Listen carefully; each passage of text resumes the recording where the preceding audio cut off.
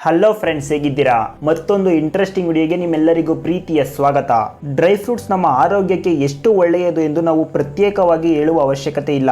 ಆದರೆ ನಾವು ದಿನನಿತ್ಯ ಉಪಯೋಗಿಸುವ ಡ್ರೈ ಫ್ರೂಟ್ಸ್ ಗಳನ್ನ ಫ್ಯಾಕ್ಟರಿಗಳಲ್ಲಿ ಹೇಗೆ ತಯಾರು ಮಾಡುತ್ತಾರೆ, ಅದೇ ರೀತಿ ಅವುಗಳನ್ನ ಮಾರ್ಕೆಟ್ ವರೆಗೂ ತರುವುದಕ್ಕೆ ಯಾವ ರೀತಿ ಪ್ರೊಸೆಸಿಂಗ್ ಮಾಡುತ್ತಾರೆ ನೋಡೋಣ ಬನ್ನಿ. ಗೋಡಂಬಿ ಮೇಕಿಂಗ್ ಪ್ರೊಸೆಸ್. ಈ ಡ್ರೈ ಫ್ರೂಟ್ಸ್ ಗಳಲ್ಲಿ ಗೋಡಂಬಿ ಇಲ್ಲದೆ ಊಹಿಸಿಕೊಳ್ಳಲು ಸಾಧ್ಯವಿಲ್ಲ ಅಲ್ವಾ? ಏಕೆಂದ್ರೆ ಇವು ಕೇವಲ ತಿನ್ನುವುದಕ್ಕೆ ರುಚಿಯಾಗಿರುವುದು ಅಲ್ಲದೆ ನಮ್ಮ ಆರೋಗ್ಯಕ್ಕೆ ಒಳಿತು ಮಾಡುವ ಎಷ್ಟೋ ಗುಣಗಳು ಈ ಗೋಡಂಬಿಯಲ್ಲಿ ಹೆಚ್ಚಾಗಿ ಇರುತ್ತವೆ. ಅದಕ್ಕೆ ಇದನ್ನ ಡ್ರೈ ಫ್ರೂಟ್ಸ್ ಕಿಂಗ್ ಎಂದು ಸಹ ಕರೀತಾರೆ. ಹಾಗಾದ್ರೆ ಇಷ್ಟು ಪೌಷ್ಟಿಕ ಗುಣಗಳನ್ನು ಹೊಂದಿರುವ ಗೋಡಂಬಿಯನ್ನು ಫ್ಯಾಕ್ಟರಿಯಲ್ಲಿ ಹೇಗೆ ಯಾವ ರೀತಿ ತಯಾರು ಮಾಡುತ್ತಾರೆ, ಇವುಗಳನ್ನ ತಿನ್ನುವುದರಿಂದ ನಮ್ಮ ಆರೋಗ್ಯಕ್ಕೆ ಒಳ್ಳೆಯದಾ ಇಲ್ವಾ, ಹಾಗೆ ಗೋಡಂಬಿ ಫ್ಯಾಕ್ಟರಿಯಲ್ಲಿ ಯಾವ ರೀತಿ ಪ್ರೊಸೆಸಿಂಗ್ ಆಗುತ್ತೆ ಅನ್ನೋದನ್ನ ಈ ವಿಡಿಯೋದಲ್ಲಿ ನೋಡೋಣ ಬನ್ನಿ. ಅದಕ್ಕೂ ಮುಂಚೆ ನೀವಿನ್ನೂ ನಮ್ಮ ಚಾನಲ್ಗೆ ಹೊಸಬ್ರಾಗಿದ್ರೆ ಚಾನಲ್ಗೆ ಸಬ್ಸ್ಕ್ರೈಬ್ ಮಾಡಿ, ಪಕ್ಕದಲ್ಲೇ ಇರುವ ಬೆಲ್ ಐಕಾನ್ ಪ್ರೆಸ್ ಮಾಡೋದನ್ನ ಮರಿಬೇಡಿ. ಗೋಡಂಬಿ ಎಂದ ತಕ್ಷಣ ಇದು ಡೈರೆಕ್ಟ್ ಆಗಿ ಮರದಿಂದ ತಯಾರಾಗುವ ಪದಾರ್ಥ ಅಲ್ಲ. ಗೋಡಂಬಿ ಹಣ್ಣುಗಳಿಂದ ನಮಗೆ ಗೋಡಂಬಿ ಅನ್ನೋದು ಬರುತ್ತೆ. ಈ ಗೋಡಂಬಿ ಅನ್ನೋ ಕಾಯಿ ಸ್ವಲ್ಪ ವಿಷದಿಂದ ಕೂಡಿರುತ್ತೆ. ಇನ್ನು ವಿವರವಾಗಿ ಹೇಳಬೇಕು ಅಂದ್ರೆ ಈ ಗೋಡಂಬಿ ಹಣ್ಣನ್ನ ಇನ್ನು ಕಾಯಿ ಇದ್ದಾಗ ತಿನ್ನುವುದರಿಂದ ಕೆಲವು ಜನ ಸತ್ತ ಉದಾಹರಣೆಗಳು ಸಹ ಇದ್ದಾವೆ. ಅದಕ್ಕೆ ಇದನ್ನ ಪ್ರೊಸೆಸಿಂಗ್ ಮಾಡದೆ ಮಾರುಕಟ್ಟೆಯಲ್ಲಿ ಮಾರುವುದಿಲ್ಲ. ಆದ್ದರಿಂದ ಈ ಗೋಡಂಬಿ ಹಣ್ಣನ್ನ ಮರದಿಂದ ಕುಯ್ದು ನಮ್ಮ ಕೈಗೆ ಸೇರುವ ಮಧ್ಯದಲ್ಲಿ ತುಂಬಾ ಸ್ಟೇಜಸ್ ಇರುತ್ತೆ. ಆ ಪ್ರೊಸೆಸಿಂಗ್ ಏನೇನಿರುತ್ತೆ ನೋಡೋಣ ಬನ್ನಿ. ಮೊದಲನೆಯದಾಗಿ ಫಾರ್ಮಿಂಗ್. ಈ ಗೋಡಂಬಿ ತಯಾರಾಗುವುದಕ್ಕೂ ಮುಂಚೆ ಫಾರ್ಮಿಂಗ್ ಮಾಡಬೇಕು. ಅಂದ್ರೆ ಈ ಗೋಡಂಬಿಯನ್ನ ನಾಟಿ ಮಾಡಿದ 3 ವರ್ಷಗಳಲ್ಲಿ ಆ ಮರದಿಂದ ಕಾಯಿ ಬಿಡೋಕೆ ಶುರುವಾಗುತ್ತೆ. ಈ ರೀತಿ ಕಾಯಿ ಬಿಟ್ಟ ನಂತರ ಗೋಡಂಬಿ ಮೇಕಿಂಗ್ ಪ್ರೊಸೆಸ್ ನಲ್ಲಿ 2ನೇ ಸ್ಟೆಪ್ ಶುರುವಾಗುತ್ತೆ. ಈ ಪ್ರೊಸೆಸ್ ಅನ್ನೋದು ಸುಮಾರು ಏಪ್ರಿಲ್ ತಿಂಗಳಲ್ಲಿ ಶುರು ಮಾಡುತ್ತಾರೆ.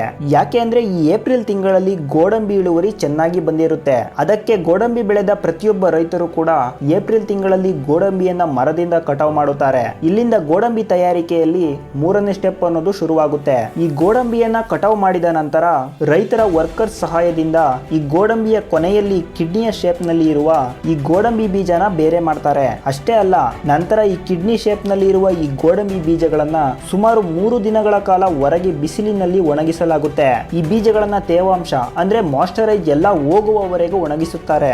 ನಂತರ ಇವುಗಳನ್ನ ರೈತರು ಫ್ಯಾಕ್ಟರಿಗೆ ಸಪ್ಲೈ ಮಾಡ್ತಾರೆ. ಇನ್ನು ಗೋಡಂಬಿ ಫ್ಯಾಕ್ಟರಿಯಿಂದ ಹೊರಬರೋದಕ್ಕೆ ನಿಜವಾದ 4ನೇ ಸ್ಟೆಪ್ ಇಲ್ಲಿ ಶುರುವಾಗುತ್ತೆ. ಯಾಕೆಂದ್ರೆ ಈ ಫ್ಯಾಕ್ಟರಿಯಲ್ಲಿ ಗೋಡಂಬಿಯನ್ನ ಹೈ ಪ್ರೆಷರ್ ಟೆಂಪರೇಚರ್ ಇರುವ ಮಿಷಿನ್ ನಲ್ಲಿ ಹಾಕಿ ಚೆನ್ನಾಗಿ ಬಿಸಿ ಮಾಡ್ತಾರೆ. ಈ ರೀತಿ ರೋಸ್ಟ್ ಮಾಡಿದ ನಂತರ ಗೋಡಂಬಿ ತಯಾರಾಗುವುದಕ್ಕೆ 5ನೇ ಸ್ಟೆಪ್ ಶುರುವಾಗುತ್ತೆ. ಈ ಸ್ಟೇಜ್ ನಲ್ಲಿ ಏನ್ ಮಾಡ್ತಾರೆ ಅಂದ್ರೆ ಮಷಿನ್ ನಲ್ಲಿ ಚೆನ್ನಾಗಿ ರೋಸ್ಟ್ ಆಗಿರುವ ಗೋಡಂಬಿಗಳನ್ನ ಒಂದು ಮಿಷಿನ್ ಸಹಾಯದಿಂದ ಕಟ್ ಮಾಡ್ತಾರೆ. ಯಾಕೆಂದ್ರೆ ಈ ಗೋಡಂಬಿ ಬೀಜಗಳು ತುಂಬಾ ಗಟ್ಟಿಯಾಗಿ ಇರ್ತವೆ. ಅದಕ್ಕೆ ಕೆಲವು ಜನ ವರ್ಕರ್ಸ್ ಸಹಾಯದಿಂದ ಕಟಿಂಗ್ ಮಿಷಿನ್ ಉಪಯೋಗಿಸಿ ಈ ಗೋಡಂಬಿಗಳನ್ನ ಕಟ್ ಮಾಡ್ತಾರೆ. ಇಲ್ಲಿಂದ ಗೋಡಂಬಿ ತಯಾರಿಯಲ್ಲಿ 6ನೇ ಸ್ಟೆಪ್ ಶುರುವಾಗುತ್ತೆ. ಈ ರೀತಿ ಕಟ್ ಮಾಡಿದ ಗೋಡಂಬಿ ಬೀಜಗಳನ್ನ ಒಂದು ಹಾಟ್ ಚೇಂಬರ್ ನಲ್ಲಿ ಇರಿಸಿ 70 ಡಿಗ್ರಿ ಸೆಲ್ಸಿಯಸ್ ನಲ್ಲಿ ಹೀಟ್ ಮಾಡ್ತಾರೆ.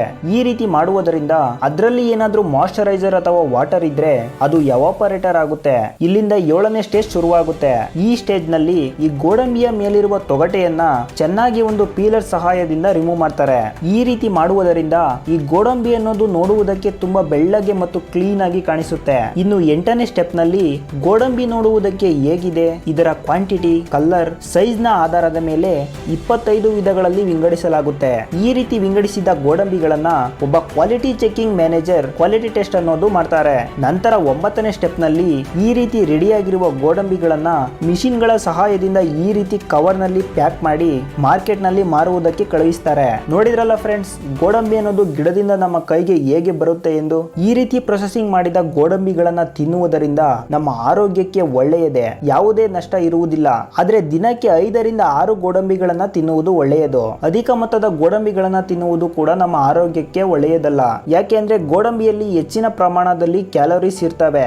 ನೇರವಾಗಿ ಗಿಡದಿಂದ ಕೊಯ್ದ ಗೋಡಂಬಿಯನ್ನ ತಿನ್ನುವುದು ನಮ್ಮ ಪ್ರಾಣಕ್ಕೆ ಇನ್ನೂ ಅಪಾಯ. ಕಂಪಲ್ಸರಿ ಈ ರೀತಿ ಪ್ರೊಸೆಸಿಂಗ್ ಮಾಡಿದ ಗೋಡಂಬಿಗಳನ್ನ ತಿನ್ನಿ ಅಂತ ಹೇಳ್ತಾ ಈ ವಿಡಿಯೋನ ಇಲ್ಲಿಗೆ ಮುಗಿಸ್ತಾ ಇದ್ದೇನೆ. ಈ ವಿಡಿಯೋ ನಿಮ್ಗೆ ಸ್ವಲ್ಪನಾದ್ರೂ ಯೂಸ್ಫುಲ್ ಅಂತ ಅನ್ಸಿದ್ರೆ ಖಂಡಿತ ಲೈಕ್ ಮಾಡಿ, ಶೇರ್ ಮಾಡಿ, ಸಬ್ಸ್ಕ್ರೈಬ್ ಮಾಡಿ, ಪಕ್ಕದಲ್ಲೇ ಇರುವ ಬೆಲ್ ಐಕಾನ್ ಪ್ರೆಸ್ ಮಾಡೋದನ್ನ ಮರಿಬೇಡಿ. ನಿಮ್ಮ ಅಭಿಪ್ರಾಯ ಅನಿಸಿಕೆಗಳನ್ನ ಕಮೆಂಟ್ ಮೂಲಕ ತಿಳಿಸಿ. ಮತ್ತೆ ಇದೇ ರೀತಿ ಇಂಟ್ರೆಸ್ಟಿಂಗ್ ವಿಡಿಯೋ ಜೊತೆ ವಾಪಸ್ ಬರುತ್ತೇನೆ. ಅಲ್ಲಿಯವರೆಗೂ ಎಲ್ಲರಿಗೂ ಶುಭ ದಿನ.